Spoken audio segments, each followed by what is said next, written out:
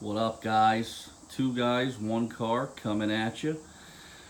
Today isn't a review. This is going to be a very short, quick video on diagnosing your power steering issue.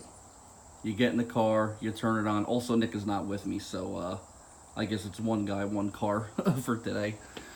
You get in your car, like I was saying, you turn it on, you're driving down the road, your power steering makes that lovely noise, that nice whine when you go to turn the wheel.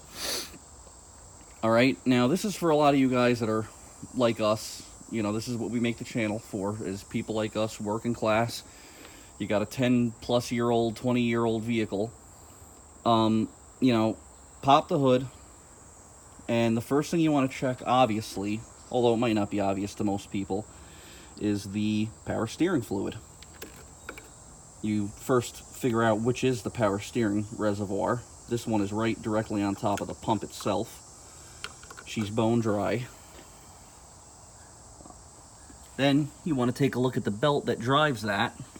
On this car, the same belt that drives that drives the alternator. So my car isn't losing any power. The belt isn't slipping. I know it's not a belt issue. This belt is in good shape. Sometimes you want to check and see if there's any dry rot. There'll be tiny little cracks in it. This doesn't have it. It's nice and clean. Then you want to trace the lines. Most power steering pumps are going to have two lines on them: your high pressure and your return. You trace the lines back and see if you got any leaks going on anywhere. This is a little wet up here only because I made a mess topping this off. And you see these lines come through here, go into a soft line, rubber, then they go back into a hard line where they then go into the steering rack, which I will show you now. Ugh. All right.